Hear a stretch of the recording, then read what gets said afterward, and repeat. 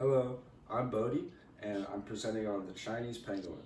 Today I'm going to talk about their range, physiology, and some of the major interactions that they have with other species in their ecosystem. Manis pentadactyla is a nocturnal mammal that is critically endangered and part of the Manidae family, which also includes sloths, anteaters, and armadillos. This is their range according to iNaturalist. Pretty much all of China, from Taiwan also to Nepal down to Vietnam. They aren't normally found at elevations exceeding 3,000 meters. Their abiotic niche, where they are able to live, is somewhat limited to places where they can have cover from predators. Although they are very defensive creatures with their natural scaly armor, they have a better chance of surviving if they can hide in forests such as limestone forests, bamboo forests, coniferous forests, also tropical forests, and they also are found in the grasslands, where they can also hide in their burrows. They're picky eaters that only eat ants and termites, which are all very abundant in the places that they live. So that doesn't really limit their biotic niche. What does limit their biotic niche is the severe interactions that they have with humans. They are the most trafficked animal in the entire world. This is kind of a disturbing image of a bunch of pangolins illegally captured with their scales removed and other parts of their bodies removed. People will even remove their fetuses and eat them as a delicacy. This is somebody eating a pangolin.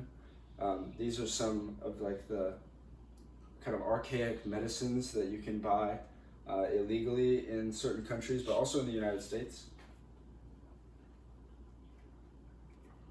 Their diet, only consisting of ants and termites, is enough to give them all the crude proteins, fats, and fibers that they need to survive.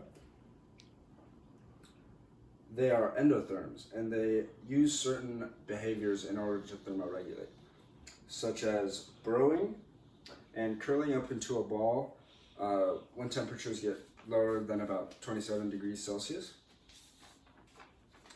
This curling up into a ball is also what they do when they encounter a large predator, and it normally keeps them safe. However, they can't stay that way forever, obviously. During the winter, their burrows are very effective at thermoregulating, only varying about 1 degree Celsius. Some of the interactions that they have with other species, they have many interactions. So the extinction of the Chinese pangolin, which is a very realistic possibility considering how threatened they are, would alter the ecosystem greatly. They have a very important role as an insect population regulator, a terrestrial bioturbator, and even as a source of food for some species. They include over 70% of all ant populations in China within their diets. So if Chinese pangolins were not in the picture and these populations were allowed to go unregulated, people would obviously see damage to their buildings, damage to their crops, and even deforestation. The burrows in which they dwell are pretty important in the ecosystem because they create alternative flow paths for soil gases and flowing water, which is basically what it means to be a bioturbator.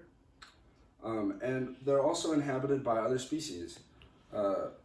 Commonly, the Chinese ferret badger will inhabit pangolin burrows.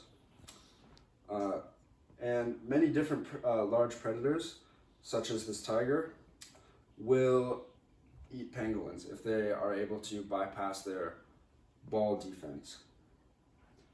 This is actually a picture from a school in China that is just overrun by termites.